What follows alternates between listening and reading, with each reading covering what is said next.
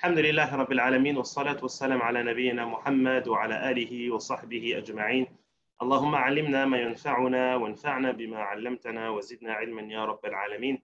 اللهم فقهنا في الدين وعلمنا الحكمة والتأويل. أما بعد، قال النبي صلى الله عليه وسلم: إنما الأعمال بالنيات وإنما لكل امرئ ما نوى، فمن كانت هجرته إلى الله ورسوله فهجرته إلى الله ورسوله، ومن كانت هجرته إلى دنيا أو امرأة يتزوجها فهجرته إلى ما هاجر إليه. أما بعد, السلام alaikum wa rahmatullahi wa barakatuhu.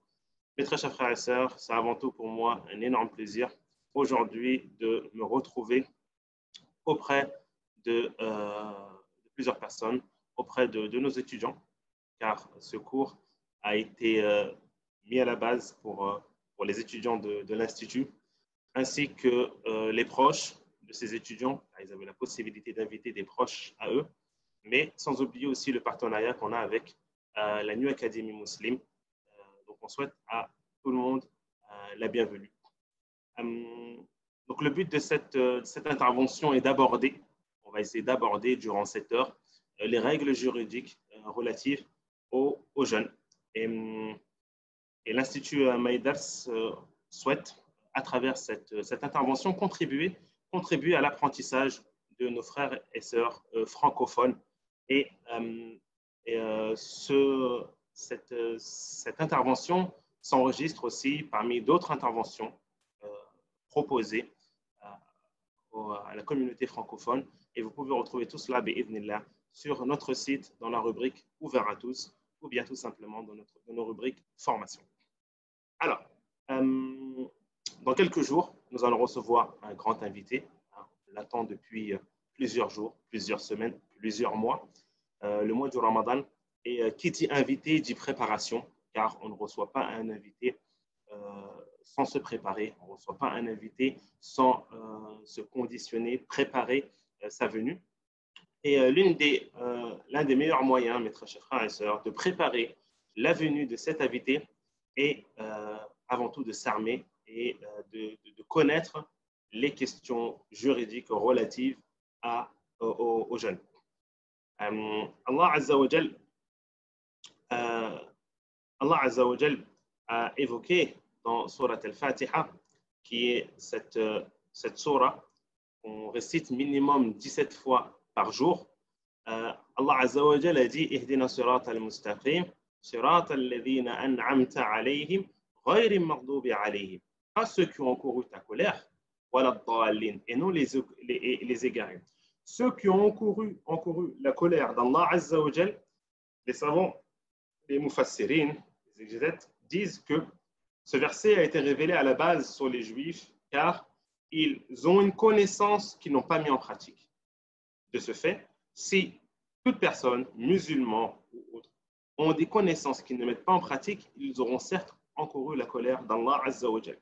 Et nous avons la deuxième partie qui sont ad-dallun, les égarés. De même, les savants disent que ce verset à la base a été révélé sur les chrétiens. Pourquoi? Car ils œuvraient sans science.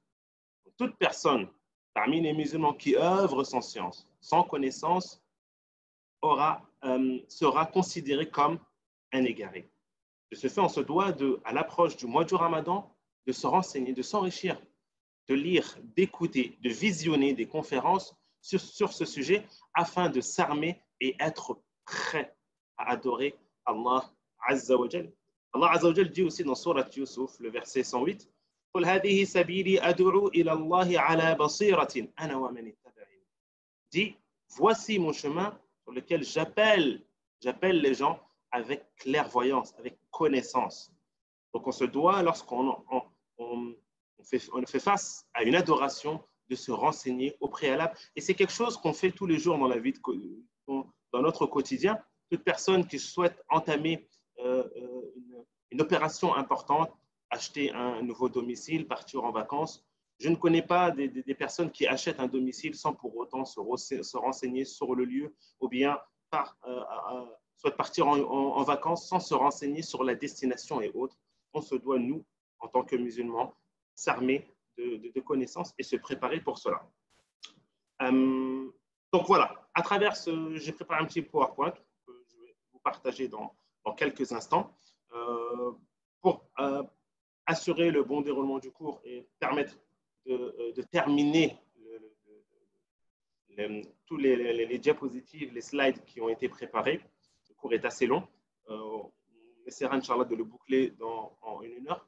On vous demandera de noter vos questions. Donc, munissez-vous d'un papier, d'un stylo, ou bien vous avez le chat. Vous avez la possibilité de poser vos questions et j'y répondrai. Ce n'est pas dans mes habitudes. J'aime la participation. J'aime que écouter, entre guillemets, vos avis et vos questions. Mais aujourd'hui, on procédera autrement. Autre remarque avant qu'on commence le cours. Donc, cette conférence, malheureusement, a une capacité. Donc, on a été restreint au niveau de la plateforme à 100 personnes. Pour vos proches, vos amis, vos frères, sœurs et autres qui n'ont pas pu se connecter ce soir, donc on s'excuse avant tout, mais pas de panique. Vous aurez la possibilité de voir en replay cette conférence sur notre chaîne YouTube. Et c'est l'occasion aussi pour vous de visiter notre chaîne et de vous abonner en cliquant sur abonner et j'aime.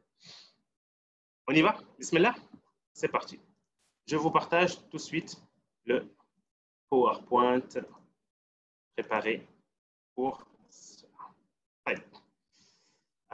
Barakallahu fikum. Donc, nous allons aborder les règles juridiques du jeûne. C'est parti, on commence. Bismillah. Alors, le sommaire avant tout, nous allons voir la définition du jeûne.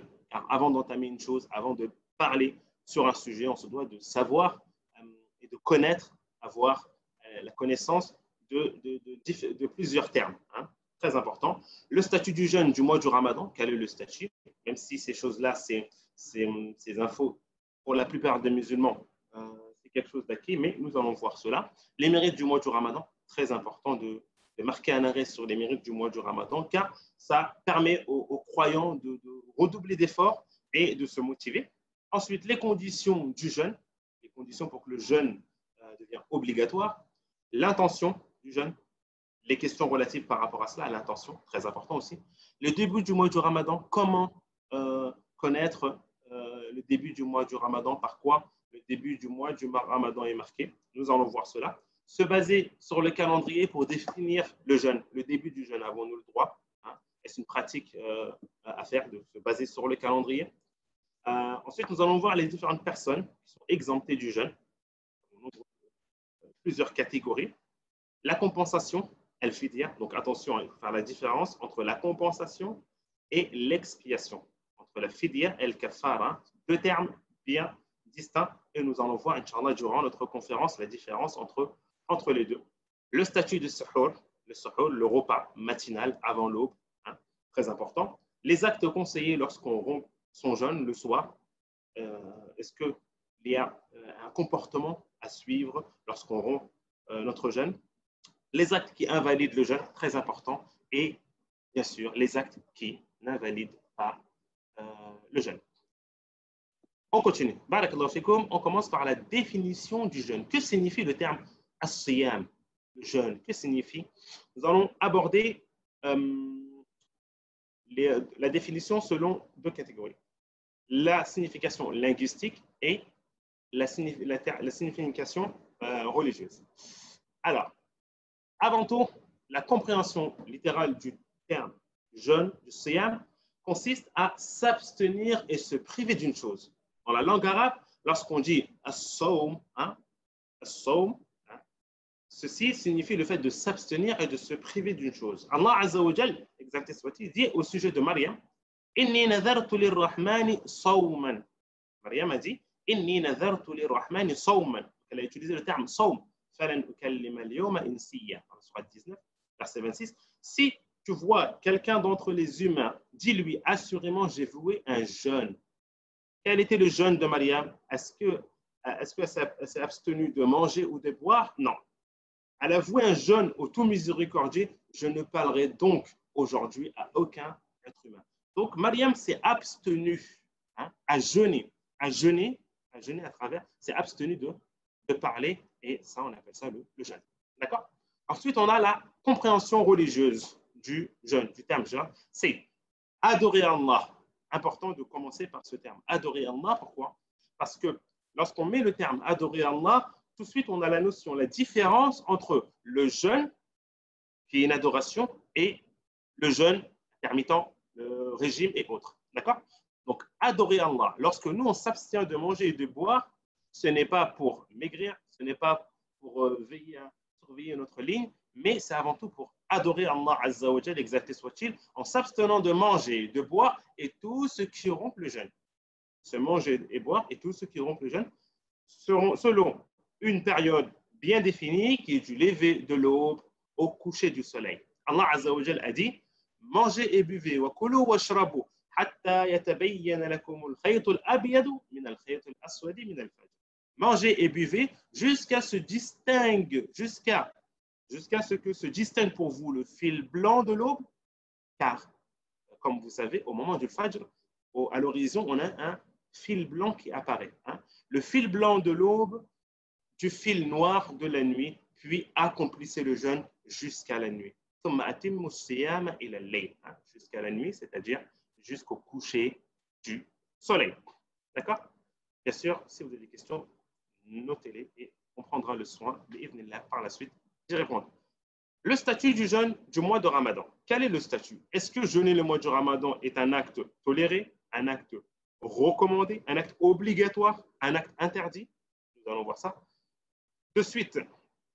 Alors, à quel moment le jeûne, avant d'aborder le statut du jeûne, on va faire une petite intervention, une petite parenthèse historique. À quel moment fut légiféré le jeûne?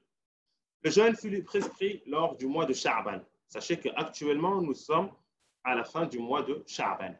Donc, le jeûne a été légiféré durant le mois de Sha'ban à la deuxième année de l'Hégire, la deuxième année après que le prophète, sallallahu alayhi wa sallam, est arrivé à Médine.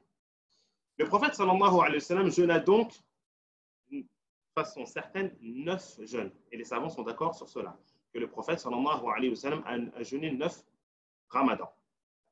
Alors, concernant le statut du jeûne du mois du Ramadan, avant tout, le jeûne, et tout le monde le sait, ainsi que nos enfants, que le jeûne est l'un des piliers de l'islam. Il fait partie des fondements de cette religion. Ce caractère obligatoire est aussi, bien sûr, appuyé par d'autres preuves, comme le Coran. Allah Azza wa Jalla a dit Ya ayyuha alladhina amanu, kutiba alaykum as-siyam, kama kutiba ala alladhina min qablikum. Pourquoi? Oh les croyants, on vous a prescrit le siyam, le jeûne. Mais sachez que ce jeûne-là, on ne l'a pas prescrit seulement et uniquement pour vous. Non. On a prescrit le jeûne sur vous, mais comme on l'a prescrit à ceux d'avant vous, ainsi atteindrez-vous la piété. L'une des finalités, mes très chers frères et sœurs, du mois du Ramadan n'est pas de s'abstenir de manger et de boire, n'est pas d'avoir l'occasion de manger différents repas, de faire en sorte que nos tables soient remplies de différentes nourritures. Non. Le but du jeûne, c'est très important ça. On se doit de garder ce verset-là à l'esprit, car ça nous aidera durant le mois du Ramadan à redoubler d'efforts et à se rapprocher d'Allah Azza wa Jal. Ainsi atteindriez-vous la piété. Dans la sunna, le prophète sallallahu alayhi wa sallam a dit l'islam est bâti en 5 points, 5 piliers qu'on connaît tous. Et parmi ces piliers, on a jeûné le mois du Ramadan. Le hadith est authentique. Donc, par rapport au statut du mois du Ramadan, il est clair que c'est une obligation, que c'est même un pilier et que chaque musulman se doit de veiller à remplir et à apporter ce pilier. Alors, autre point aussi important concernant les mérites du mois de Ramadan. Point très important, comme je vous ai dit, lorsqu'on est face à une adoration, de connaître les mérites de cette adoration, car ça nous permet, encore une fois, avant tout de voir la grandeur d'Allah Azza wa Jal, la miséricorde qu'Allah Azza wa Jal accorde à ses serviteurs en les rétribuant par les efforts et les sacrifices fournis, mais ça nous permet aussi, lorsqu'on fait cette adoration, tout simplement de se motiver. La récompense, avant tout, déjà, c'est une récompense du jeûne. Le jeûne a une particularité, c'est que c'est une adoration qu'Allah Azza wa Jal s'est octroyée et auquel on ne connaît pas tout simplement la récompense. Allah Azza wa Jal lui seul sait. C'est pour ça que dans ce hadith rapporté par Abu Huraira, le prophète sallallahu alayhi wa sallam disait que toutes les bonnes œuvres d'Ibn Adam sont démultipliées du simple au décuple, d'accord? Dans une autre version, il évoque aussi que tous les actes du fils de Adam sont pour lui, sauf le jeûne, qui m'appartient. Allah Azza wa Jal, excusez-moi, Allah Azza wa Jal a évoqué que le jeûne l'appartient et j'en octroie la rétribution. C'est Allah Azza wa Jal qui donne la rétribution aux serviteurs. Et Allah Azza wa Jal a évoqué pourquoi, car il abandonne son désir, sa nourriture et sa boisson pour qui? Pour Allah Azza wa Jal. Et bien Allah Azza wa Jal s'est chargé, lui, de rétribuer le jeûneur. Ensuite, il évoque aussi à la fin du hadith que l'haleine du jeûneur est plus parfumée auprès d'Allah Azza wa Jal que le musc. Parmi les mérites du mois du Ramadan, le jeûne du mois de Ramadan effectué avec foi et espoir d'une rétribution divine efface tous les péchés. Alors, quand on dit tous les péchés, bien sûr, les savants ont divergé. Lorsqu'on dit tous les péchés, est-ce que les péchés majeurs et mineurs ou simplement les péchés mineurs? Les savants ont divergé sur cette question, mais le sahih, c'est que ça efface les péchés mineurs. Pourquoi? Car les péchés majeurs, mes très chers frères et sœurs, il faut impérativement que la personne se repent. Il faut un repentir sincère envers Allah Azza wa Jal pour que ce péché majeur soit effacé. Le messager d'Allah, sallallahu alayhi wa sallam, a dit: celui qui jeûne le mois de Ramadan avec foi et en espérant la rétribution divine, alors que tout ce qu'il a commis comme péché dans le passé lui sera effacé. Ça, c'est un mérite qui est énorme, mes très chers frères et sœurs.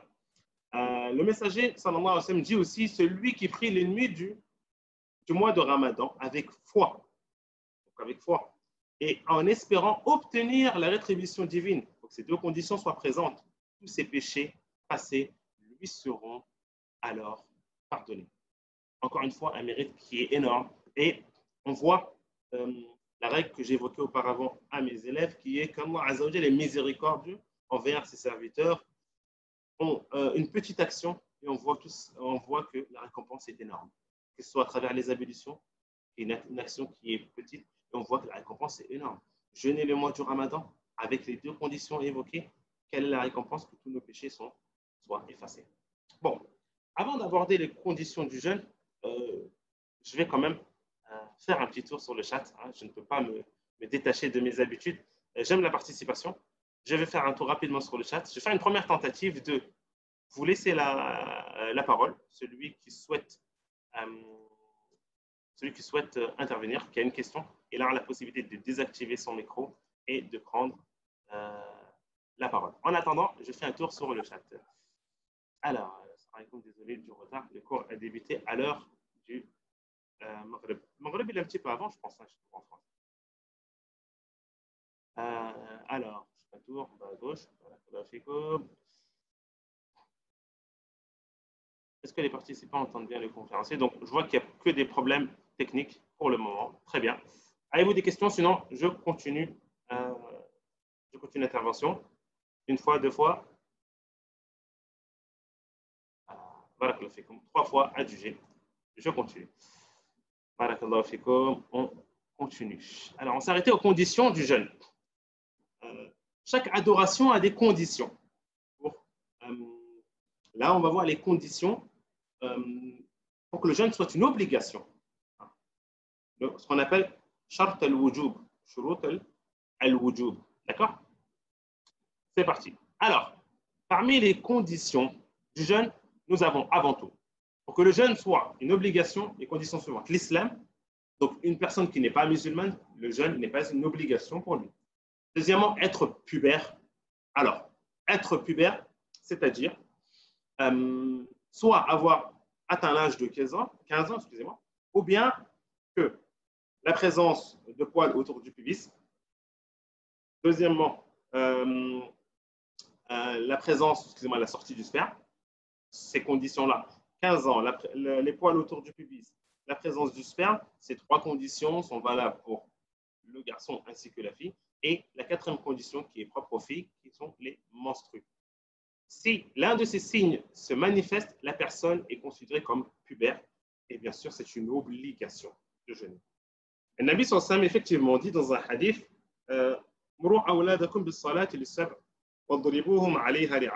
ordonnez vos enfants de faire la prière à 7 ans et frappez-les à 10 ans. Encore une fois, les conditions que nous abordons sont les conditions pour que le jeûne soit obligatoire. Mais cependant, l'enfant a la possibilité de jeûner et il sera rétribué.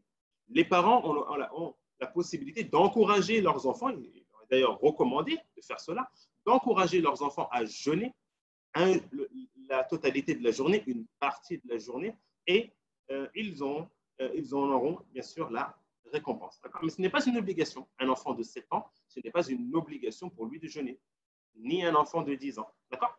Et la quatrième condition est être dans la capacité de jeûner. Alors, être dans la capacité de jeûner, c'est-à-dire, dans cette catégorie-là, on a le malade. Le malade n'est pas en capacité de jeûner. Donc, est-ce que c'est une obligation pour lui que de jeûner? Non. Et nous allons voir les différentes catégories et types de maladies. Deuxièmement, la personne âgée. La personne qui est très âgée et qui a du mal, rencontre une grande difficulté à jeûner, ce n'est pas une obligation pour lui. De même, la femme indisposée, d'accord, lorsqu'elle est indisposée, le jeûne n'est pas une obligation, il devient même, dans ce cas-là, interdit. La femme qui est aussi en période de lochier, pareil que pour la femme qui a ses menstrues, durant cette période, le jeûne lui est même interdit. Bien sûr, il y a certaines personnes qui ont la permission de ne pas jeûner. Parmi ces personnes, on trouve le voyageur. Et toutes ces catégories, nous allons aborder leur cas. Le voyageur, donc quand on est en voyage, on a la possibilité de ne pas jeûner. La femme enceinte, de même la femme qui allait. L'intention du jeûne. Alors, toute adoration n'est valable qu'à travers une intention. Le Nabi sallallahu alayhi wa sallam a dit Innamal a'malu bin niyat. Certes, les actes ne valent que par leur intention. Donc, il faut impérativement une intention. Et attention, concernant le jeûne, il y a une particularité à travers cela, et nous allons le voir. Alors, l'intention du jeûne doit être mise la veille du jour. Alors, supposons que nous sommes la nuit du 29, qui est la nuit du doute, le moment où les musulmans procèdent à l'observation. Alors, on a l'information, alhamdulillah, demain c'est Ramadan. Donc, du période de Maghreb, d'accord, à partir du Maghreb jusqu'à l'aube, toute cette période-là, nous devons de mettre l'intention. C'est une obligation. Ce qu'on appelle tabiyit as-siyam, tabiyit, qui est de mettre l'intention la nuit. Mettre l'intention le jour n'est pas valable. On se doit de mettre l'intention la nuit. La règle est la suivante. Tout jeûne obligatoire dont l'intention n'a pas été nourrie la nuit avant l'aube est invalide. Un jeûne obligatoire, si nous n'avons pas mis l'intention avant, ceci est invalide, comme dans le hadith rapporté par Aïcha où le prophète sallallahu alayhi wa sallam dit « Quiconque ne formule pas l'intention de jeûner avant l'aube, son jeûne sera invalide. » Donc, ce qu'on appelle tabiyit as-siyam. Nous sommes dans l'obligation de mettre l'intention. La question qui se pose, que vous vous posez actuellement, sommes-nous dans l'obligation de répéter cette action chaque jour ou une seule intention suffit? C'est-à-dire, la veille, la nuit du 29, on annonce que le lendemain c'est Ramadan. Alhamdulillah, le soir, j'ai mis l'intention de jeûner. J'ai jeûné le jour qui a suivi. Le lendemain, le soir, suis-je dans l'obligation de reformuler une seconde fois l'intention? Nous allons voir cela. Alors, petite parenthèse que j'ai oublié d'évoquer au début. Ce cours a une particularité. Donc, ce cours s'adresse à 3 catégories de personnes. D'accord? Deux de ces catégories font partie de nos élèves, car nous avons des élèves qui suivent un cursus de jurisprudence selon l'école malikite. On a d'autres élèves qui suivent aussi le cursus jurisprudence selon l'école hanbalite, 2 écoles différentes. Et nous avons nos très chers invités qui ont eu l'habilité de se joindre à nous ce soir. Vous allez voir que j'ai mis des notes, d'accord, pour ceux qui sont malikites ou ceux qui sont hanbalites par rapport à ces questions-là, car il y a, surtout dans le chapitre du jeûne, et vous allez voir qu'il y a énormément de différences entre les deux écoles juridiques. Énormément de différences. L'école malikite est basée vraiment sur, comment dire ça, ils sont très rigoureux. Et vous allez le voir. La moindre erreur, ça ne pardonne pas. L'expiation est souvent présente dans beaucoup de questions sur le madhab malikite. Le madhab hanbalite, non. Un peu plus, dans le chapitre du jeûne, un peu plus, comment dire, trouver le bon terme, on va dire un peu plus, voilà. Il y a une forme de facilité qui est un peu plus présente chez les malikites. Donc, je vais essayer d'attirer votre attention, Inch'Allah, les malikites ainsi que les hanbalites, sur certaines questions. Et ce que j'évoque dans le slide, dans le PowerPoint, est valable pour aussi la troisième partie de nos invités. En espérant vraiment que ça ne va pas vous chambouler. Donc, le jeûne surrogatoire. Donc là, on a parlé du jeûne obligatoire. Quant au jeûne surrogatoire, l'intention est adoptée même après l'aube. On a la possibilité de mettre l'intention même après le fajr pour un jeûne surrogatoire. Il n'y a aucun mal. Mais sauf chez les malikites. Je vous les montre entre parenthèses. Chez les malikites, non. Jeûne obligatoire ou surrogatoire, il faut impérativement qu'on formule l'intention la veille, le soir, avant l'aube. Bien sûr, on a la possibilité de mettre l'intention pour un jeûne surrogatoire le matin si on n'a rien mangé auparavant. Et le hadith rapporté par Aïcha, où le prophète sallallahu alayhi wa sallam entra un jour chez Aïcha et lui dit « Avez-vous quelque chose à manger ?» Aïcha lui répondit « Non. » Alors, je jeûne aujourd'hui, dit le prophète sallallahu alayhi wa sallam. Ce hadith est authentique, est clair et montre que nous avons la possibilité de formuler l'intention pour un jeûne surrogatoire le matin. D'accord? Alors, pour le mois de Ramadan, la question que j'ai posée, l'intention est formulée une seule fois, car c'est un jeûne où les jours se succèdent. Donc, on a la possibilité de formuler l'intention une seule fois et nous ne sommes pas dans l'obligation de renouveler l'intention chaque jour, sauf, c'est pour ça que je vous ai mis, cependant, si le jeûne est interrompu par un voyage, tu as jeûné 10 jours, ensuite tu as voyagé pendant 2 jours, il y a eu une interruption. Ou bien, tu as jeûné pendant 10 jours, tu es tombé malade pendant 3 jours. Ou bien, tu as jeûné pendant 10 jours et tu as eu tes menstrues pendant 5 jours.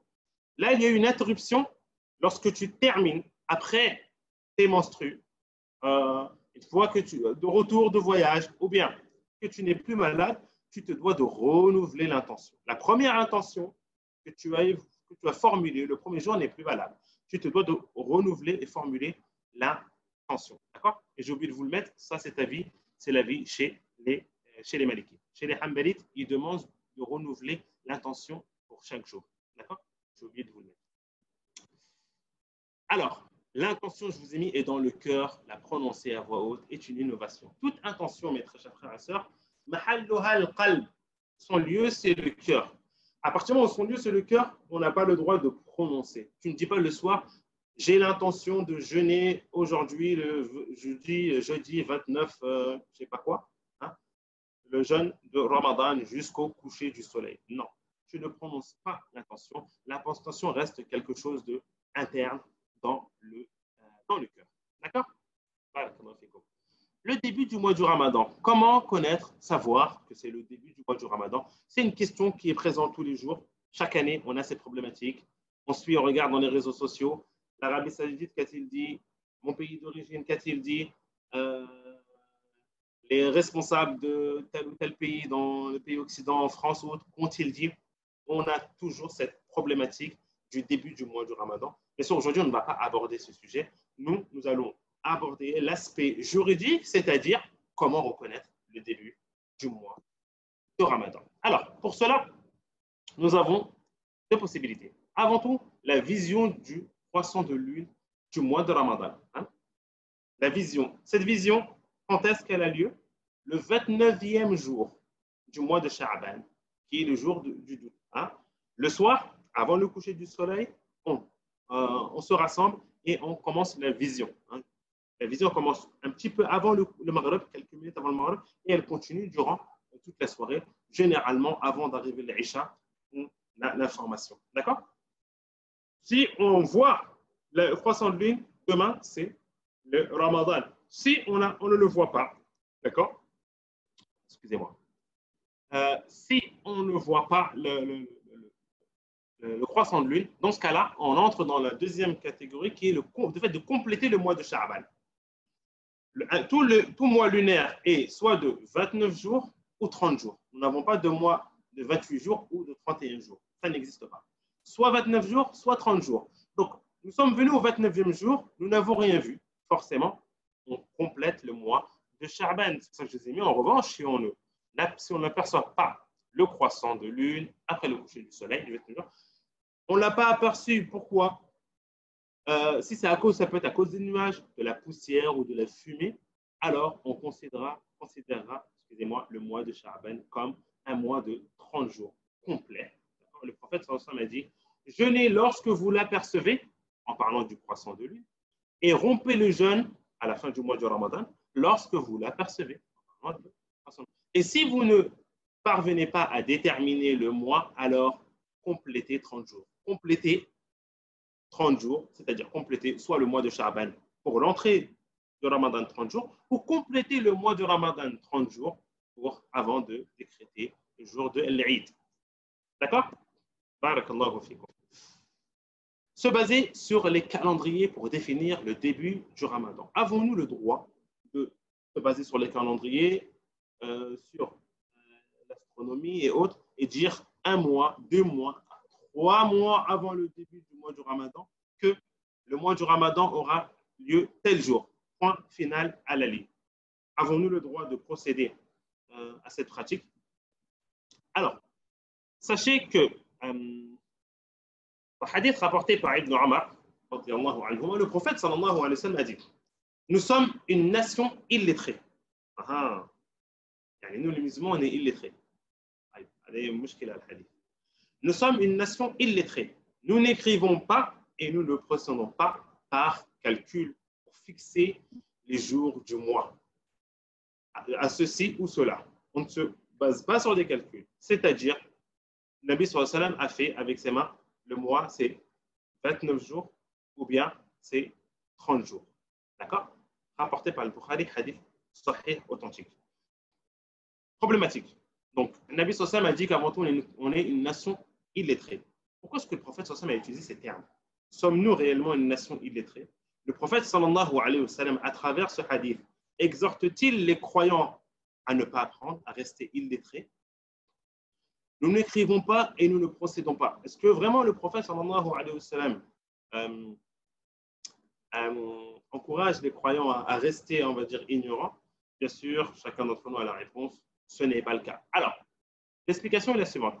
Hadith signifie que, quelque chose de bien précis, qu'on ne fait pas référence au calcul astronomique pour connaître le début du mois. Car Allah Azza wa Jal, mes très chers frères et sœurs, nous a basés sur des choses simples et faciles, à la portée de tout le monde.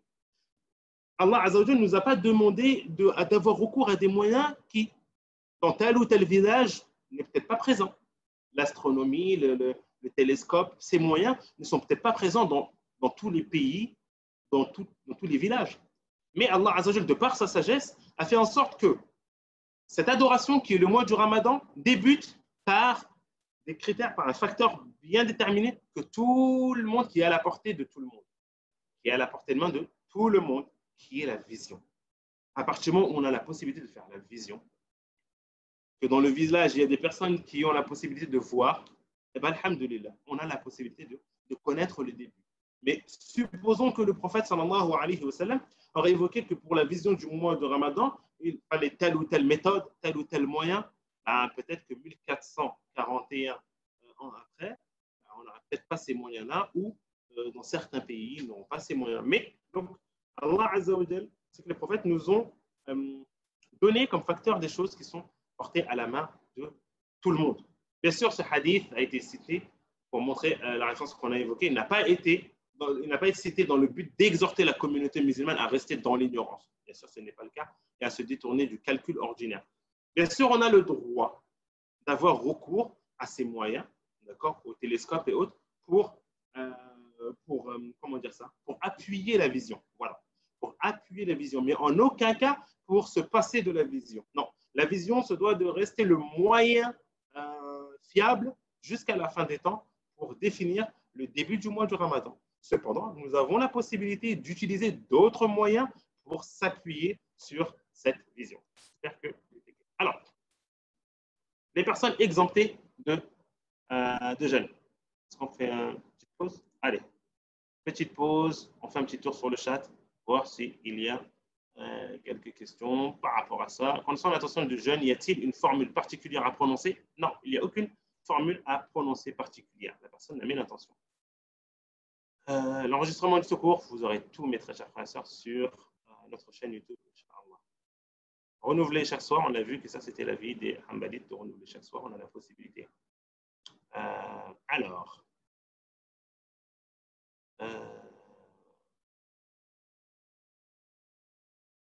rien à voir. Concernant le carré musulman, le Covid, tout ça, on pourra l'apporter. Pareil, pour les grandes ablutions la veille, alors ce n'est pas une obligation de faire les grandes ablutions la veille de Ramadan, hein, d'accord? Ce n'est pas une obligation, non. Il n'y a aucun texte hadith qui apporte que c'est une obligation, ou même recommandé. Hein. Je ne connais pas de texte qui apporte cela, d'accord? D'écrire ses intentions pour tel ou tel acte, de les écrire, non, on n'a pas besoin d'écrire. Encore une fois, l'intention, c'est dans le cœur. Donc, à partir du moment où c'est dans le cœur, ça reste dans le cœur. On ne l'écrit pas et on ne le formule pas, on ne le prononce pas. Calcul astronomique pour définir les horaires de prière, ça c'est autre chose. Avoir recours à d'autres moyens pour définir les horaires de prière, ça c'est autre chose. Mais encore une fois, rapporté dans le hadith authentique, lorsque Jibril est venu voir le prophète sallallahu alayhi wa sallam et a défini les horaires de prière à des moments bien précis, et les savants de toutes les écoles juridiques dans la jurisprudence font référence à ces méthodes qui sont aussi pareilles à la portée de tout le monde par rapport au soleil, à l'ombre et autres. D'accord? Allez, fin de la petite pause, question, on continue. Alors, les personnes exemptées du jeûne. Y a-t-il des personnes qui sont exemptées? Oui, bien sûr. Alhamdulillah. Allah Azza wa Jal est sage et miséricordieux. Alors, ce verset, Allah Azza wa Jal, lorsqu'il dit Shahr Ramadan, alladhi unzila fihi al-Qur'an, que le mois du Ramadan au cours duquel le Coran a été descendu, hudan lin-nasi wa bayyinatin min al-huda wal-furqan, comme guide pour les gens et preuve claire de la bonne direction et du discernement. Donc, quiconque d'entre vous est présent. Présent, c'est-à-dire quoi? Présent physiquement, c'est-à-dire qu'il n'est pas voyageur, mais présent qui a la capacité de jeûner. Quiconque d'entre vous qui est présent, qui n'est pas voyageur et qui a la capacité de jeûner, qu'il jeûne. Et quiconque est malade ou en voyage, alors qu'il jeûne un nombre. Bien sûr, quiconque qui est malade ou en voyage et n'a pas jeûné, bien sûr, en parenthèse, ce n'est pas évoqué dans le verset, mais et n'a pas jeûné ce jour-là, hein, alors qu'il jeûne un nombre égal d'autres jours. Pourquoi est-ce qu'Allah Azza wa Jalla a légiféré cette adoration? Est-ce que c'est pour causer de la gêne aux croyants? Est-ce que c'est pour nous causer de la gêne? Non, loin de là. Allah veut pour vous la facilité et ne veut pas la difficulté pour vous. En aucun cas, le jeûne a été prescrit, mes très chers frères et sœurs, pour causer de la gêne aux croyants, ou leur mettre des bâtons dans les roues. En aucun cas, mais c'est pour nous. Seulement uniquement pour nous, qu'on en tire profit et qu'on atteint ce degré de piété. D'accord? Alors, dans ce verset, Allah Azza wa Jalla a évoqué bien sûr deux catégories qui sont le malade, le voyageur, d'accord? Mais il y a d'autres personnes ici qui sont exemptées de jeûner, comme la personne âgée, la femme qui est enceinte ou qui allaite. Et on peut consulter la femme qui a ses menstrues et ses logies. On va aborder cela en détail. Alors, premier cas de figure, le malade. La question qui se pose, qui est considéré comme malade? J'ai une grippe. Je suis cloué au lit. J'ai 42 fièvres. Suis-je malade? Bien sûr, je suis malade. Je faisais quelques paperasses en utilisant une feuille. Hop, je me suis fait une petite égratignure. Suis-je considéré comme un malade? Ou bien la maladie, c'est au-delà de cela? Est-ce que la personne qui a une petite blessure est considérée comme malade? Ah, je me suis blessé. Ou bien la femme qui préparait un repas avec le couteau, elle s'est blessée. Je me suis blessé, je suis malade, je ne jeûne pas. Est-ce que c'est ce qui est voulu? Est-ce que c'est ce qu'Allah Azza wa Jalla a voulu? Alors, le malade, c'est quoi? Toute personne victime d'une maladie qui entraîne une gêne à jeûner. Il faut impérativement qu'il y ait cette gêne. Les savants évoquent, bien sûr, c'est des avis, ça, certains savants l'ont dit, hein, que si une personne se blesse, même si c'est légèrement, elle est considérée comme malade et elle a la possibilité de ne pas jeûner. Mais le sahih, c'est que c'est la maladie qui cause une gêne. Il faut impérativement qu'il y ait une gêne qui est présente. Si la gêne est présente, la personne est considérée comme malade, donc elle a la possibilité de ne pas jeûner. La permission, bien sûr. Allah Azza wa Jalla lui a donné la permission. Alors, on a deux catégories de malades. On a celui qui est malade d'une maladie chronique, c'est-à-dire toute l'année il est malade, comme le diabète. Bon, bien sûr, dans le diabète, il y a différents degrés. Comme le diabète. Donc, cette personne-là, elle a une maladie chronique. Elle ne sait pas quand est-ce qu'elle va guérir, tout simplement. Elle peut guérir un jour. La miséricorde d'Allah Azza wa Jalla est vaste. Mais elle ne sait pas quand est-ce qu'elle va guérir. Ça, c'est ce qu'on appelle la maladie chronique. On a le deuxième cas qui est la maladie passagère, qui nuit aux gènes. Passagère. Hein, la personne a une grippe, elle est clouée au lit, elle a 42 fièvres. Donc ça, c'est une maladie passagère. Cette personne sait que, Inch'Allah, dans 3, 4, 5 jours, elle ira mieux et elle aura la possibilité de jeûner. Quel est le secret? Alors, premier cas, la personne qui est victime de maladie chronique. Premièrement, il ne jeûne pas. Il ne jeûne pas. Cette personne a la permission de ne pas jeûner. Et je dirais même plus loin, dans le cas où il s'efforce à jeûner, et que cela est nuisible à son état de santé, cette personne aura commis un acte haram. Oui, haram. Personne qui est diabétique, qui ne supporte pas, qui ne peut pas jeûner, si elle s'efforce à jeûner, elle aura commis un acte qui est haram. Pourquoi haram? Allah Azza wa Jalla dit وَلَا تُلْقُوا بِأَيْدِيكُمْ إِلَى التَّهْلُكَةِ. Et ne vous jetez pas à la perdition. Donc la personne n'a pas le droit de nuire à son état de santé. Surtout si des médecins l'ont prescrit, l'ont conseillé, l'ont recommandé, interdit même de jeûner. D'accord?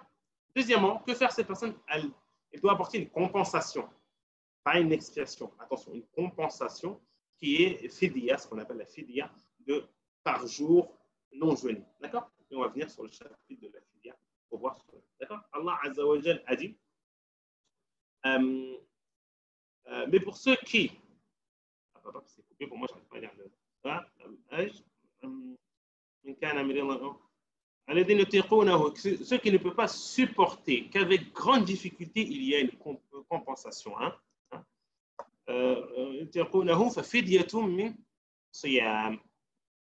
Alors, quant à la personne qui est victime d'une maladie passagère, premièrement, il lui est permis de ne pas jeûner durant toute la période où il est malade. Toute la période où il est malade, il a la possibilité de ne pas jeûner.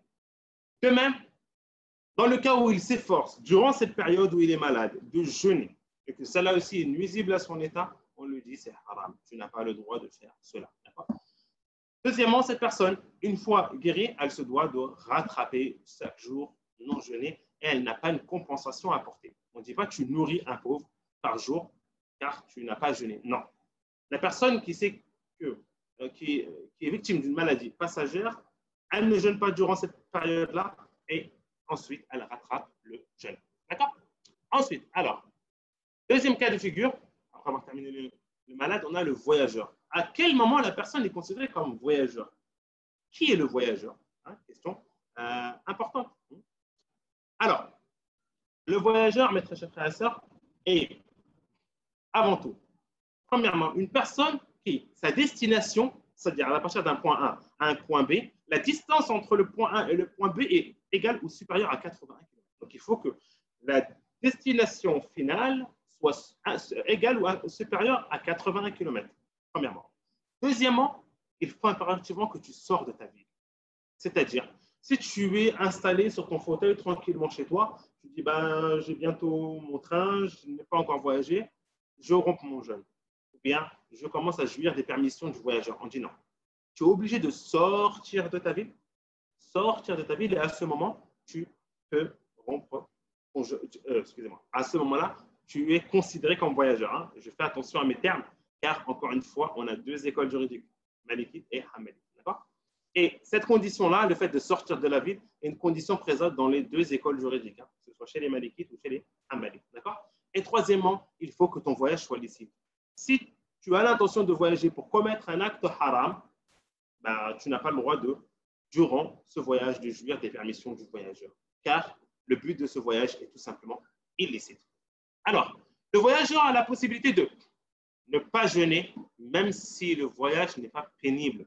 Une personne peut se dire, ben moi, je vais voyager dans mon jet privé ou bien dans un train en première classe ou un vol régulier en première classe. Le vol dure 2 heures, il n'y a pas de gêne. Ai-je la possibilité de ne pas jeûner? Oui, tu as la possibilité de ne pas jeûner, même si le voyage n'est pas pénible, car la cause est le voyage et non la difficulté. Deux choses différentes. Attention, à bien faire la part des choses. Alors, il est recommandé de jeûner pour les Malikites. Chez les Malikites, pour le voyageur, quoi qu'il arrive, il est recommandé de jeûner. Il est recommandé pour le jeûner. Quant aux Hanbalites, non. Ils disent que le voyageur, il est conseillé de prendre de la permission qu'Allah Azzawajal lui a accordée, donc de ne pas jeûner. C'est ce qui est recommandé. Alors, le voyageur a la possibilité, deuxièmement, de rompre son jeûne durant le voyage. Oui. Et ça, c'est la vie chez les Hanbalites. Tu es sorti de ta ville, tu as commencé le voyage, tu as le droit de prendre ta date, bismillah, et tu rompes ton jeûne. Tu as le droit. Pourquoi? Parce que tu es considéré comme voyageur, tu as la permission de rompre ton jeûne. Mais soigneusement installé chez toi sur ton fauteuil, as-tu la possibilité de rompre ton jeûne? On dit non. Il faut que tu entames le voyage et que tu sortes de chez toi. Mais attention, chez les Malikites, c'est autre chose. Pour les Malikites, s'il voyage le matin et qu'il rompt son jeûne, c'est-à-dire le matin, il était voyageur. Ensuite, il a commencé sa journée, d'accord, en tant que voyageur. Ensuite, il rompt son jeûne, il devra rattraper son jeûne le jour, mais en plus de cela, apporter une expiation, une kafara. On va voir la kafara, elle consiste à quoi? Une expiation, d'accord? Ça, c'est le premier cas de figure. Et les Malikites, deuxième cas de figure, mais si celui qui ne jeûnait pas le matin, il ne jeûnait pas, d'accord? Il était peut-être voyageur, il ne jeûnait pas. Ensuite, il a pris la route, il a décidé de jeûner. Ensuite, il a décidé de rompre son jeûne, il peut, et il n'aura qu'un jour à rattraper. D'accord? Donc, ashab al-Malikite, mes très chers frères et sœurs qui suivent l'école Malikite, voici les différents avis. D'accord? Barakallahu fikum. On continue. Hein. J'ai vu qu'il y a pas mal de questions dans le chat, je reviendrai. Alors, la personne âgée. Troisième cas de figure, la personne qui est âgée. Il est permis à la personne âgée de ne pas jeûner durant le mois du Ramadan. Il a la possibilité, la personne qui est âgée, qui rencontre une gêne, une difficulté, hein, comme ce fut le cas de Anas, radiyallahu anhu, le compagnon du prophète, sallallahu alayhi wa sallam. Il a vécu jusqu'à au-delà de 100 ans et vers la fin, c'était très difficile pour lui de jeûner. Donc, la personne âgée a la possibilité de ne pas jeûner. Deuxièmement, elle se doit de nourrir un pauvre pour chaque jour non jeûné. D'accord? C'est une obligation chez les Hanbalites de nourrir le pauvre. Quant aux Malikites, c'est un acte qui est recommandé, mais pas obligatoire. Pour la personne âgée, c'est recommandé d'apporter cette compensation, de nourrir un pauvre. Mais ce n'est pas une obligation chez les Malikites. Quant aux Hanbalites, c'est une obligation. C'est doit d'apporter pour chaque jour non jeûné. D'accord? Allah Azza wa Jalla a dit, mais pour ceux qui ne pourraient le supporter qu'avec grande difficulté, il y a une compensation, nourrir un pauvre. D'accord? Donc ça, c'est pour la personne âgée, pour la personne qui est malade, victime d'une maladie chronique. D'accord? On continue ensuite.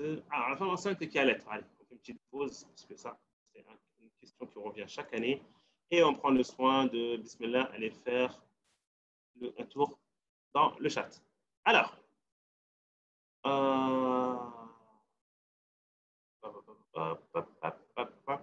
c'est parti. Pour la personne en voyage, la personne doit-elle avoir une raison valable à partir de quelle distance? Raison valable, non. C'est un voyage, ça peut être un voyage d'affaires, ça peut être un voyage pour visiter la famille. Je ne suis pas obligé d'avoir un voyage. Je suis diabétique type 1 avec une pompe, mais j'arrive à jeûner. Que dois-je faire? Si tu as la possibilité de jeûner sans que ceci cause une grande difficulté, il n'y a pas de souci. La personne ne peut jeûner. Peut-il que la personne malade, Parkinson, plus diabète avec insuline, rattrape ses jours de jeûne? Non. Une personne qui est Parkinson, alors je ne sais pas, hein, je ne connais pas. Diabète avec insuline, oui, mais la personne qui a Parkinson, diabète avec insuline, je ne connais pas vraiment dans les détails ce type de maladie, mais si la personne ne peut pas jeûner, elle ne rattrape pas le jeûne. Directement, elle procède à la compensation qui est de nourrir un proche. J'ai une maladie chronique, d'accord, endométriose, je ne sais pas quoi, d'accord. Le jeûne me fatigue beaucoup, grosse fatigue avec carence, mais je jeûne quand même. Est-ce un péché? Tout dépend.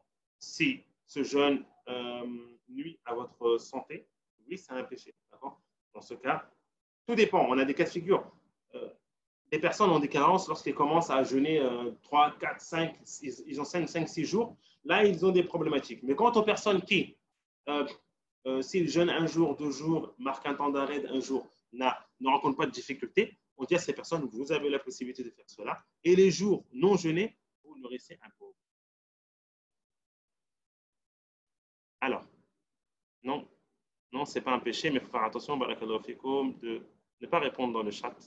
Les questions sont adressées. Barakallahu fikum. Je n'ai jamais entendu que jeûner en étant malade peut être considéré comme un péché. Pouvez-vous m'éclairer dessus? Bien sûr que ça peut être un péché, ça, il n'y a aucun doute dessus, et les savants l'évoquent dessus.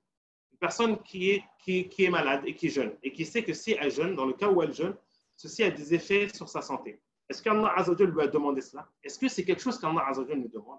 Est-ce qu'Allah Azzawajal nous demande qu'on met en danger notre vie pour l'adorer? Avez-vous déjà vu une adoration?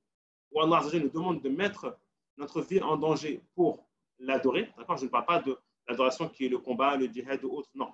Je parle de l'adoration comme la prière et autres. Au contraire, on trouve que lorsque notre vie est en danger, on a des permissions. Et Allah Azzawajal aime qu'on prenne ces permissions. Donc, il ne faut pas croire que adorer Allah Azzawajal par cette méthode est le meilleur des moyens. Non. Mais adorer Allah en prenant de ses permissions, oui, ça c'est un moyen qu'on se doit de faire. Jazakallah khair. Dans le cas. Alors, ne répondez pas aux questions, barakallahu fikoum, de me rappeler ça. Jazakallah khair. J'ai bien entendu le terme de nuire. Je voulais plus d'explications. Donc, 2018, enceinte, on arrive. Je vais jeûner le matin. Est-ce possible de ne pas commencer son jeûne? Non. Si le matin, tu es résident, tu n'as pas débuté ton jeûne, tu es obligé de jeûner. Pourquoi? Parce que tu es résident. Tu ne peux pas dire oui, mais moi, dans 3 heures, je vais voyager. Ok, mais là, tu n'es pas en voyage, donc tu te dois de jeûner. Alors, grossesse, allaitement, on arrive. Comment nourrir un pauvre? On arrive. L'argent, en France, on arrive. Allez, barakallahu fikoum. Fin de la petite pause question. On revient à notre cours. Alors, la femme enceinte, question qui est présente chaque année, surtout à l'approche du mois du Ramadan. On reçoit beaucoup de questions. Femme enceinte, avec allaitement, ensuite seconde grossesse, allaitement, on n'a pas pu jeûner une année, 2 années, 3 années. Oui, des cas de figure sont présents. Que faire? Jeûner, ne pas jeûner, rattraper, faire une expiation, nourrir un pauvre. Trouvez-moi une solution. Je suis dans le problème. On y arrive. Alors, avant tout, on a une grosse problématique au sein de la communauté, c'est que certaines femmes pensent que enceinte est égale je ne jeûne pas. Je suis enceinte, le Ramadan il est là, je ne jeûne pas pendant 30 jours. J'allaite, je ne jeûne pas pendant 30 jours. C'est automatique, ceci est faux. Attention. La femme qui est enceinte et qui allaite a la permission de ne pas jeûner lorsqu'elle ressent le besoin. Mais ça ne veut pas dire que c'est automatique. Enceinte, je ne jeûne pas. Non, attention. Tu jeûnes, 1 jour, 2 jours, 3 jours, 4 jours, tu ressens de la fatigue, tu as le droit de ne pas jeûner 1 jour, 2 jours, 3 jours, tu te reposes. Et tu reprends le jeûne, et ainsi de suite. À la fin du mois, tu te retrouves avec 5, 6, 7, 8 jours à rattraper, mais tu ne te retrouves pas avec 30 jours à rattraper. D'accord? Donc, premier point, attention. On a tendance à comprendre. Je suis enceinte, je ne jeûne pas. Non. La femme enceinte peut jeûner. Sauf si, bien sûr, et à faire attention, bien sûr, parce que les médecins en France, généralement, préconisent de ne pas du tout jeûner, hein, alors que la personne qui est enceinte, elle peut jeûner. Hein. La personne qui allaite peut jeûner, il n'y a aucun problème. Mais si un médecin vous conseille vivement de ne pas jeûner, car ça peut nuire à votre santé, donc vous avez la possibilité, bien sûr, de prendre la vie et de ne pas jeûner. Alors, elle a la possibilité, comme on a dit, de ne pas jeûner certains jours, si elle ressent le besoin. La femme enceinte est celle qui allaite, bien sûr, conseillée comme. Alors, là, je vous donne, droit au but, je vous donne l'avis choisi, et je pense qui est l'avis le plus fiable. La femme qui est enceinte, qui allaite, est considérée comme une personne qui est malade d'une maladie passagère. Elle se doit de rattraper les jours non jeûnés sans apporter une compensation. C'est fini. Elle n'a pas jeûné 5 jours, 6 jours, 7 jours, 10 jours. Elle rattrape 5 jours, 6 jours, 10 jours. Et sachez, je fais la parenthèse, il n'y a aucun texte fiable, authentique, qui impose à la personne de rattraper ces jours avant le second Ramadan. D'accord? Il n'y a aucun texte authentique et clair sur ce sujet. Donc, Allah dit donc quiconque d'entre vous est présent en ce mois qu'il jeûne, et quiconque est malade ou en voyage, alors qu'il jeûne un nombre égal d'autres jours. Donc la femme qui est enceinte, elle n'a pas jeûné, elle rattrape ses jours. Oui, bien sûr, il y a d'autres avis qui disent que la femme a la possibilité d'apporter une compensation. C'est vrai que cet avis est un avis qui arrange beaucoup. La personne a juste à nourrir un pauvre et elle se décharge de cela. Mais sachez qu'il y a une divergence. Donc ça, cet avis, c'est l'avis de Ibn Abbas et d'Ibn Omar et d'autres savants aussi contemporains. Mais sachez que les 4 écoles juridiques sont tous d'accord qu'elle doit rattraper le jeûne. Et ils ont divergé sur est-ce qu'elle doit rattraper et en plus apporter une compensation ou simplement rattraper. Et les 4 écoles juridiques évoquent tous qu'on se doit de rattraper le jeûne. Donc, je vous conseille vivement, afin de sortir de la divergence, de prendre l'avis au moins qui dit de rattraper les jours. Comme ça, au moins, vous vous acquittez de cette obligation envers Allah Azza wa Jal. Petite remarque pour nos 2 écoles juridiques, pour nos élèves, accrochez-vous. Chez les Malikites, la femme enceinte, elle doit rattraper les jours non jeûnés sans apporter une compensation. Elle n'a pas besoin de nourrir un pauvre. Celle qui est allaite, elle doit rattraper ces jours et en plus apporter une compensation. D'accord? Ça, c'est chez les Malikites. Chez les Hanbalites, non. Si elle n'a pas jeûné par peur pour elle, elle a eu peur pour elle, pour sa santé à elle, pas pour la santé du bébé, par exemple. Dans ce cas, elle a juste à rattraper le jeûne, les jours non jeûnés, car la peur a été pour sa personne à elle. Si la peur est pour autrui, c'est-à-dire pour son bébé dans le ventre, ou son bébé qui allait à la peur que le bébé n'ait pas assez de lait. Dans ce cas, elle rattrape et en plus de cela, elle paye une compensation. C'est clair? Compensation, depuis tout à l'heure, on entend compensation fidia, mais que signifie la compensation, mes très chers frères et sœurs? La compensation, consiste à nourrir un pauvre par jour non jeûné. Quelle est la quantité? Un moud. Un moud. Un moud, c'est quoi un moud? Un moud, c'est simple. Une personne, une corpulence moyenne, c'est les 2 mains. Lorsque supposons du riz, tu prends avec tes 2 mains du riz, ça c'est à peu près la taille d'un moud. D'accord? C'est ça l'obligation de nourrir un pauvre. Un moud, 500 grammes de riz, un peu plus, un peu moins, dépend. D'accord? Donc un moud, ou bien certains disent un demi-sa, aussi chez les Hanbalites, ils évoquent un moud et un demi-sa. Un demi-sa, c'est quoi? C'est la moitié d'un sa. C'est une valeur, une mesure présente depuis le temps du prophète sallallahu alayhi wa sallam. Un sa', mes très chers frères et sœurs, c'est 4 mouds, 4 mains. Tu veux faire un sa', 4 mains, comme ça, tu prends du riz ou des pâtes. 4, ça c'est un sa'. Un demi-sa', c'est-à-dire 2 poignées. Certains disent 2 poignées, tu donnes aux pauvres. On a aussi la possibilité de rassembler le nombre exact de pauvres et de les nourrir. Tu as la possibilité de faire un grand repas, d'accord? Tu fais un grand couscous, un gros tieb, un autre repas un peu français, bœuf bourguignon, je dis des bêtises, à faire un repas, de rassembler des personnes autour de ce repas et de les nourrir. Tu as 10 jours à rattraper, tu appelles 10 pauvres, tu les rassembles autour d'un repas, tu as la possibilité de faire cela avec la divergence, bien sûr, aussi chez les savants. Certains disent que non, tu es obligé de faire ce qu'on appelle les temlik, comment dire ça en français, accorder, de donner cette nourriture aux pauvres et il se l'approprie et devient propriétaire. D'accord? À quel moment pouvons nourrir les pauvres? Ok, j'ai 10 jours, j'ai 10 pauvres à nourrir. Je suis malade, diabétique, j'ai 30 pauvres à nourrir. Que faire? Est-ce que j'attends la fin du mois du Ramadan? Est-ce que je peux le faire au cours du mois du Ramadan? Est-ce que je peux le faire au début du mois du Ramadan? Comme vous voulez. Ceci a été rapporté par Anas. Tu peux faire chaque jour. Chaque jour, tu nourris un pauvre. Tu l'invites chez toi. Il mange. Comme tu as la possibilité de rassembler 30 pauvres, premier jour du Ramadan, bismillah, on rassemble 30 personnes, on les nourrit. Comme tu as la possibilité de faire ça aussi le dernier jour, l'avant-dernier jour, tu as la possibilité aussi de procéder par dizaines, comme tu veux. Alors, le statut du sahur. On continue ensuite, on marquera une petite pause de questions, on va terminer rapidement. Le sahur très important, qui est le repas matinal à ne pas manquer.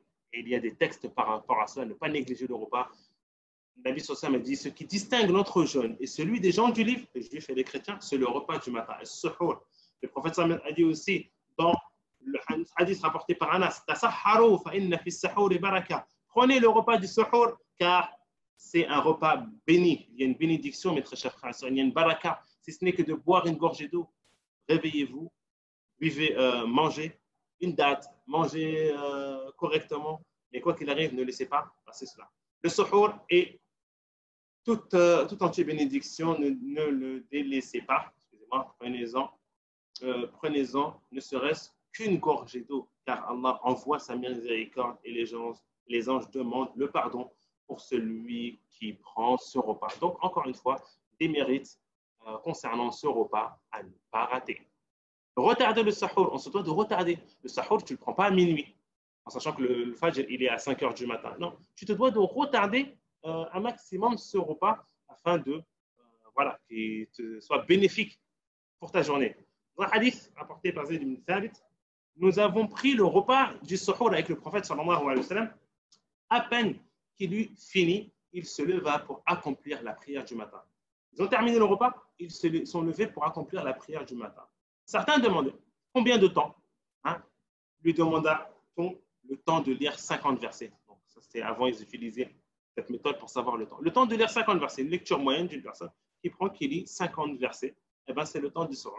Quelques minutes, ça ne dure pas longtemps. Ça ne veut pas dire que tu n'as pas le droit de rester une demi-heure, 40 minutes à prendre ton suhour, non. Mais c'est pour montrer que le prophète sallallahu alayhi wa sallam retardait ce repas. D'accord? Alors, les actes conseillés lorsqu'on rompt son jeûne. On arrive au soir, la fin de la journée, on souhaite rompre le jeûne. Quels sont les actes conseillés par rapport à cela? Il y a aussi de nombreux hadiths. Il est conseillé de hâter à rompre ce jeûne. On n'a pas à retarder. C'est l'heure, quand c'est l'heure, c'est l'heure. On ne retarde pas la rupture du jeûne.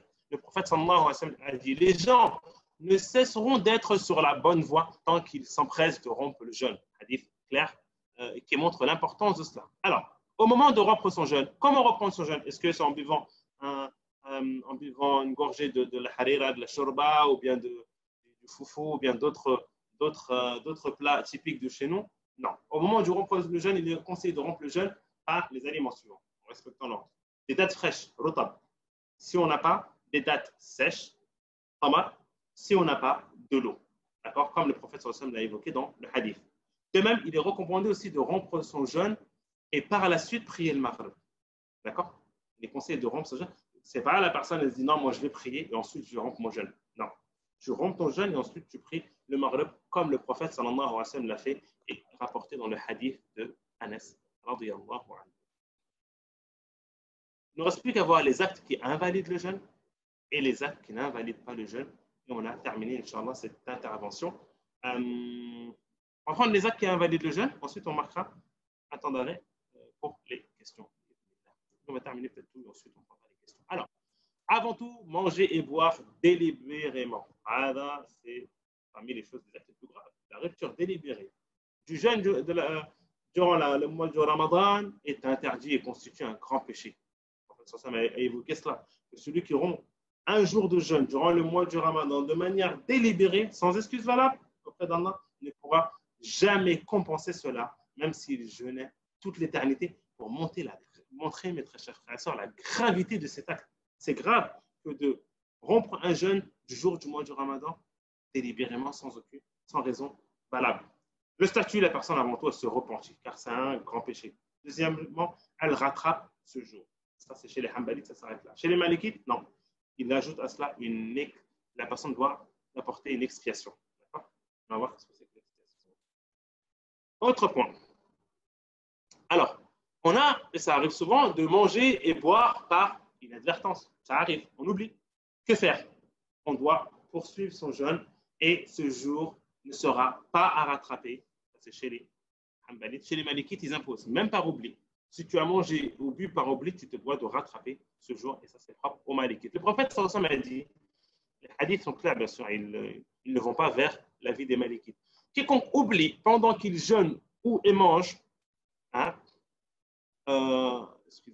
pendant qu'il jeûne et mange ou boit, qu'il poursuit son jeûne, en réalité, c'est Allah qui lui a accordé à manger et à boire. Dans une autre version, il dit quoi? Il n'a aucun rattrapage à faire.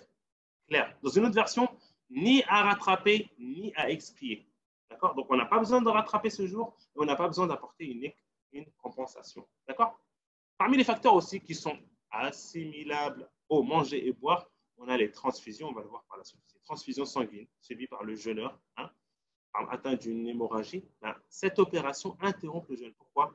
Car le sang est indispensable du manger et du boire. Donc, ces transfusions, si elles sont nourrissantes, elles sont considérées comme le manger et le boire. D'accord? Les perfusions ayant une vocation nutritive, excusez-moi. Et oui, les autres aussi, perfusions, à vocation nutritive, étant dans le lieu de manger et de boire, car, pareil, ça substitue aussi au manger et au boire. Et on va le voir ça par la suite. Deuxième cas de figure, ou bien, oui, deuxième acte qui est interdit aussi, les rapports charnels. Ça, c'est interdit. Avoir des rapports durant la journée du mois de Ramadan est grave, et ça, c'est connu de tout le monde. Avant, celui qui fait cela se doit de se repentir, rattraper ce jour, et bien sûr, il a une explication, et ça, les savants sont d'accord sur cette question que la personne doit apporter l'expiation. Alors, c'est quoi l'expiation? Que faire? L'expiation consiste à soit affranchir un esclave de nos jours. On n'en trouve pas, il n'y en a pas. Jeûner 2 mois d'affilée, sans s'arrêter. Ça, c'est la première cas. Ou bien nourrir 60 pauvres. Donc, celui qui a des rapports avec sa femme durant la journée, il se doit se repentir, rattraper ses jours et apporter l'expiation. Jeûner 60 jours ou nourrir 60 pauvres s'il est dans l'incapacité de jeûner 60 jours. Car, ce que je vous ai marqué, on se doit de respecter l'ordre évoqué. Parce que chez les Hanbalites et autres, tu dois de respecter l'ordre. Chez les Malikites, là, l'ordre, ce n'est pas une obligation. Tu as le droit de choisir. Tu dis, ben, je veux nourrir 60 pauvres directement. Je n'ai pas envie de jeûner, c'est trop dur. Je veux nourrir 60 pauvres. Chez les Malikites, tu as le droit. D'accord? Mais dans les autres écoles juridiques, chez les Hanbalites, non. Tu respectes l'ordre. Par rapport à quoi? À ce hadith rapporté par Abu Huraira, une personne était venue voir le prophète sallam en disant, j'ai péri. Halakt. Le prophète sallam dit, qu'est-ce qui était arrivé? J'ai couché avec ma femme alors que j'observais le jeûne. Finahar Ramadan, ce n'est pas le soir. Le prophète sallam directement n'a pas cherché entre guillemets à comprendre. Il lui a dit, as-tu un esclave à affranchir? Dans l'ordre? Non. Peux-tu jeûner 2 mois de suite? Non. Peux-tu nourrir 60 pauvres? Non. Hadith authentique rapporté par le Bukhari et Muslim. Et l'histoire est longue par la suite. Je me suis arrêté là carrément. Bien sûr, ceci est valable la journée, le soir, on a le droit jusqu'à l'aube. D'accord? Alors, autre catégorie, les femmes qui ont les menstrues et les lochis. La femme qui a ses menstrues, bon, on accélère un peu, notez si vous avez des questions, n'hésitez pas. La femme qui a ses menstrues ou celle qui a ses lochis doit s'abstenir de jeûner durant toute la période où elle est disposée. Elle ne doit pas avoir honte des membres de sa famille de leur dire non, désolé, aujourd'hui je ne jeûne pas. Hein? Bien sûr, elle ne doit pas, cette forme de pudeur n'est pas conseillée en islam. Elle se doit d'exposer, de dire de ne pas jeûner, hein, de soigner en cachette. D'accord? Alors, le prophète sallallahu alayhi wa sallam dit, n'est-ce pas que la femme en état de menstrue n'accomplit ni prière ni jeûne, rapporté par Al-Bukhari. Donc, elle doit simplement rattraper les jours non jeûnés et c'est haram pour elle que de jeûner les jours durant l'état de menstru. Ensuite, on a les actes qui n'invalident pas le jeûne. Alors, avant de terminer, on a une grosse problématique que je vous ai mis concernant les choses qui invalident le jeûne ou qui n'invalident pas le jeûne. Dans les écoles juridiques, comme je vous l'ai mis, de nombreux jurisconsultes ont décrété que tout ce qui pénètre dans le ventre, par la voie en particulier, soit par voie orale, nasale, par les oreilles, par tout ce qui entre dans le corps, ça rompt le jeûne. Ça, c'est la règle chez les fuqaha. D'accord? Ça, c'est présent dans les 4 écoles juridiques. Hein, attention. Une des règles générales, ils ont certaines divergences entre eux, mais la grande règle est que ce qui entre dans le corps, ça rompt le jeûne, en se basant sur la parole d'Ibn Abbas, que al-fitr, la rupture du jeûne est de ce qui entre dans le corps, pas de ce qui sort du corps. D'accord?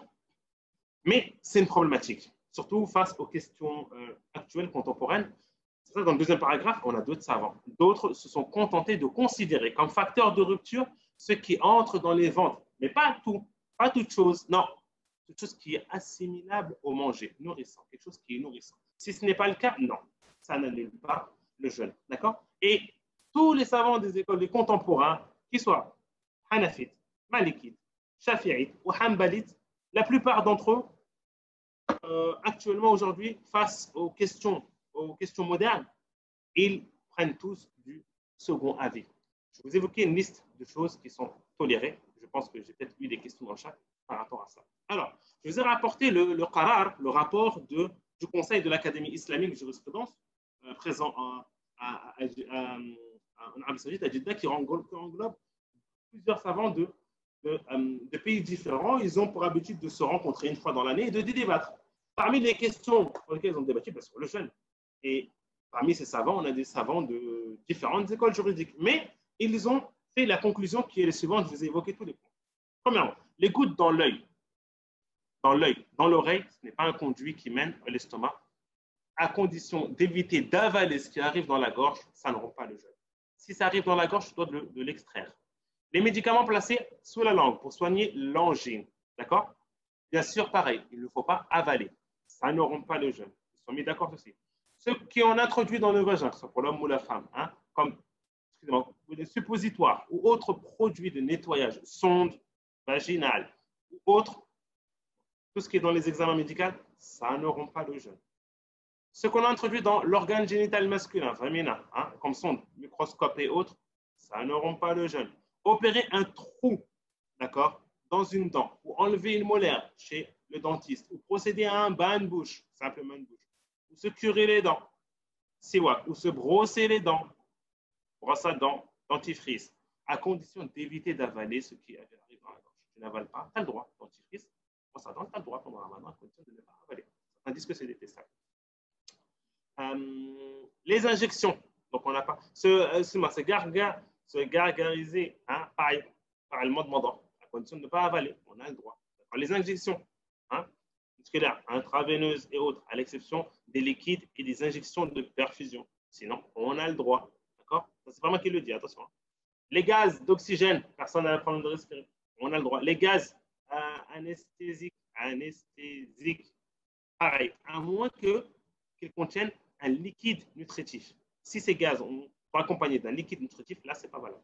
Ce que le corps absorbe suite à l'usage de crème ou de pommade, de bandages destinés à soigner la peau imprégnée de matières thérapeutiques ou chimiques, ça n'est pas le jeûne.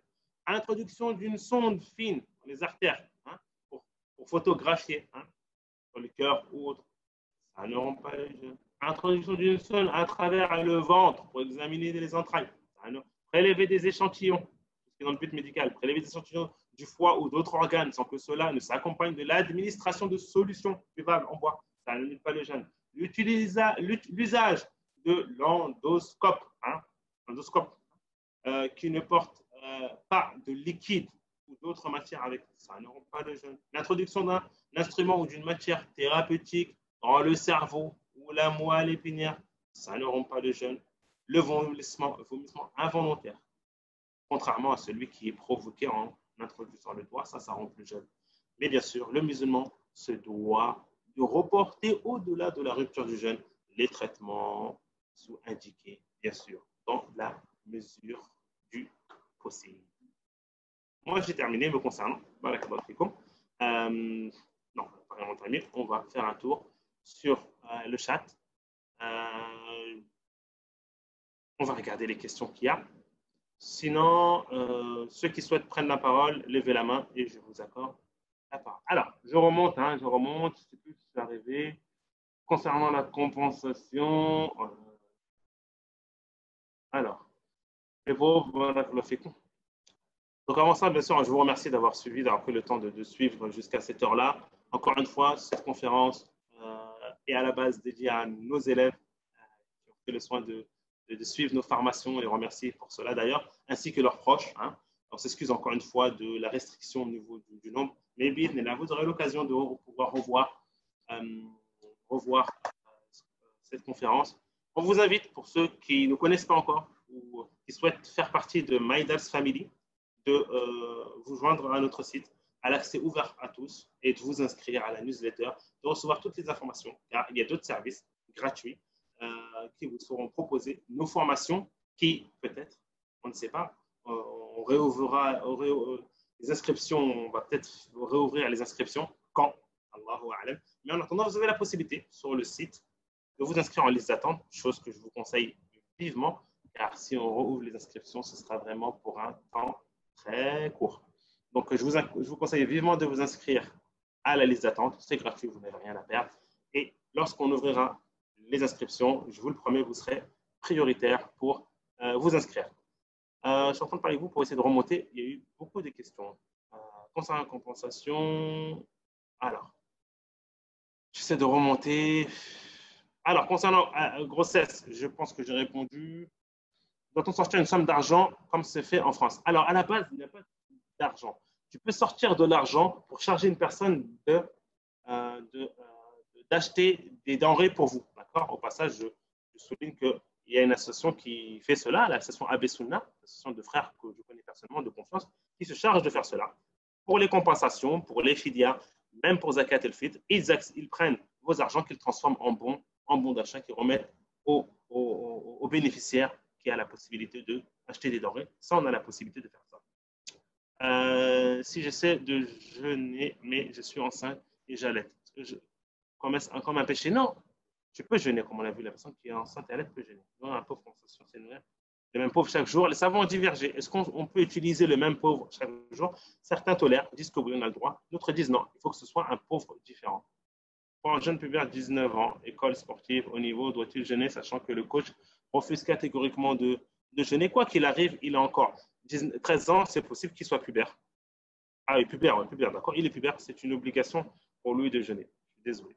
C'est une obligation pour lui de jeûner. L'école, les examens ne sont pas une cause, une excuse en soi. D'accord? Je ne parle pas de si derrière il y a une gêne. Par exemple, on a des personnes qui travaillent dans le chantier, sous le soleil.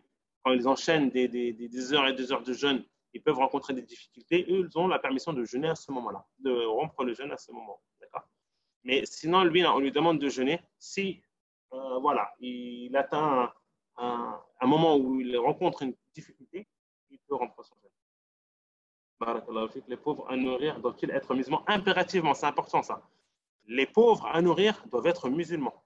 Vous ne pouvez pas vous contenter de faire une maraude par exemple, dans tel ou tel endroit, il y a des non-musulmans et vous leur donnez la compensation. La compensation. Non, ça doit être pour des musulmans. Vous nourrir un pauvre via une association, oui, et je vous conseille vivement, encore une fois, je fais de la pub et Yadouz pour l'association Abbé Sunna. Allez sur leur site, ils sont très très fiables. Alors, qu'était le suhour? Que mangeait-il? Allahu a'lam.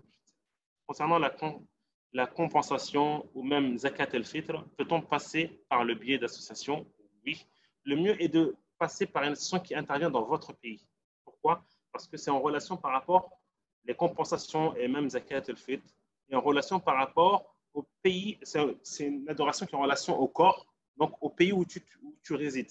Donc si tu es en France, de préférence de faire en France.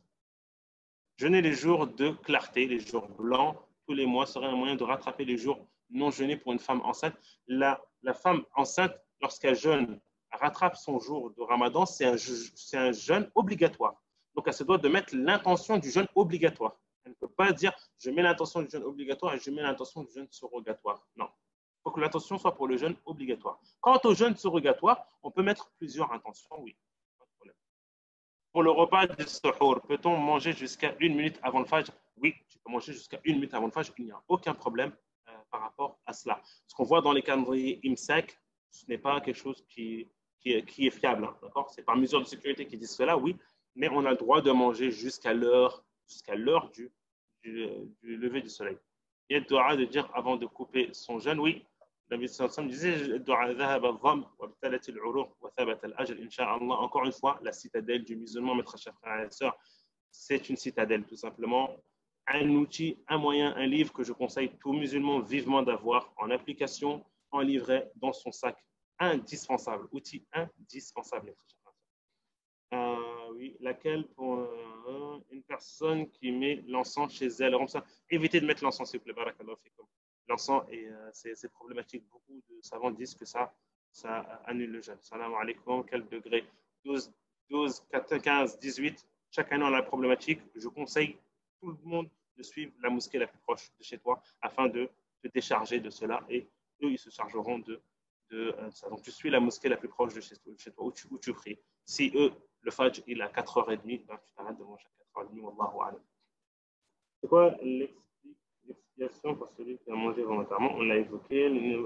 L'invocation est de dire à la rupture du jeûne, on a dit, faut-il se faire jusqu'à l'heure de l'Fajr? Oui, vous pouvez faire jusqu'à l'heure de l'Fajr. Il n'y a rien qui interdit cela. Mais attention, si c'est l'heure de l'Fajr, on se doit de s'abstenir. Il y a un hadith qui est rapporté où il est évoqué que la personne, lorsque c'est l'heure de l'Fajr et qu'il a dans la main à boire, qu'il termine. Hadith, il est faible. Il est même munkar, plus que faible. Donc attention, si c'est l'heure de l'Fajr, on s'abstient. Avec une occasion de rupture des jeûnes, pour une femme en menstrue, quelles sont les adorations que peut-elle continuer à faire le jour et la nuit pendant ce mois béni? Elle peut, alors les femmes qui ont les menstrues, encore une fois, la parole sahih, c'est qu'elle peut lire le Coran sans le toucher. Donc elle peut lire le Coran, faire des invocations. Quel est l'âge où on oblige le garçon à jeûner? Certains savants disent qu'on se réfère au hadith de la prière. Ordonnez vos enfants de prier à 7 ans et frappez-les à 10 ans. Certains disent que c'est pareil pour le jeûne. Mais d'autres savants disent non, la prière, ce n'est pas pareil. La prière, c'est quelque chose que l'enfant, avec lequel il va vivre tout le temps, tous les jours. Or que le ramadan, c'est quelque chose qu'on fait en communauté, qu'on fait ensemble. Ça aide. Quand on est tous dans le même cas de figure, ça aide. On est tous en ce moment en mode confinement, ben ça aide, ça va. C'est pas comme si j'étais tout seul confiné chez moi. Ce serait beaucoup plus difficile. Mais du fait qu'on est tous confinés, ben, alhamdoulilah, ça aide et ça apaise. C'est moins lourd. C'est pour ça qu'ils disent que le ramadan, c'est entre guillemets, c'est plus facile. Même si une personne s'est convertie et elle commence le ramadan à 20 ans, 30 ans, c'est plus facile. Mais la prière, c'est autre chose. C'est quelque chose de quotidien, à des heures prescrites. D'où, je ne sais pas s'il y a encore beaucoup de questions ou pas. Comment peut-on rattraper les jours de jeûne? Alors, ses parents décédés. Celui qui est mort, qui n'a pas rattrapé ces jours de jeûne, il y a un hadith. Le hadith, il fait référence à celui qui a fait un nazar, qui a fait un serment. Men mata wa alayhi sawm, sama anhu waliyuhu. Le hadith de Aïcha. Celui qui est mort et qui il reste des jours à jeûner, que ses héritiers jeûnent à sa place. Et ça, c'est concernant le serment. Ventoline, non, ça ne rend pas le jeûne. Donc, on a besoin, on a le droit de prendre la ventoline. Sortie du mani, suite à un contact charnel, à la sortie du mani, c'est-à-dire le sperme. Si le sperme sort suite à un contact charnel, sans pénétration, le jeûne est rompu. Le jeûne est rompu. Siwak, on peut utiliser.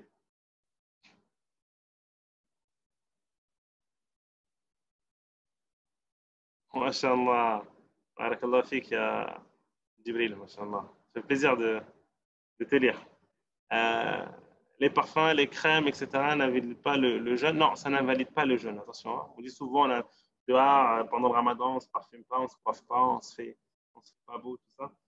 Oui, ça, c'est des choses qui, quoi qu'il arrive, la femme, lorsqu'elle se fait belle, doit se faire belle pour son conjoint et ne pas exposer sa beauté à tout le monde. Alors, je pense qu'on a fait un peu le tour. J'espère que c'était clair. Le but est vraiment que ce soit clair. Encore une fois, on espère vous revoir très bientôt dans une prochaine intervention. Je vous fais un partage d'écran rapidement de notre site internet. Vous avez la possibilité ici, rubrique en haut, ouvert à tous, de vous inscrire. Vous cliquez dessus. Vous avez la possibilité de vous inscrire. Ça arrive gratuit. On a plusieurs formations. Les formations d'initiation qu'on ouvre généralement avant les inscriptions. Le cercle de lecture, certains d'entre vous connaissent. Speedshare aussi, où on répond à des questions. Vous avez la possibilité de vous inscrire. N'hésitez pas. Cercle de lecture, pareil. Vous avez la possibilité de vous inscrire en cliquant sur inscription. Et pareil, je vous laisse le temps de visionner notre page et de voir le plus qu'à Maïdars, qui est à travers ces intervenants, on a une équipe pédagogique complète, composée de 6 professeurs au total, tous diplômés de grandes universités. Vous pouvez voir les beaux visages, les belles lumières. On fait partager, on fait de la pub, c'est gratuit. Au plaisir de vous revoir. Barakallahu fikum, wallahu a'lam. وصلى الله على نبينا محمد وعلى آله وصحبه أجمعين سبحان ربك رب العزة عما يصفون وسلام على المرسلين والحمد لله رب العالمين السلام عليكم ورحمة الله وبركاته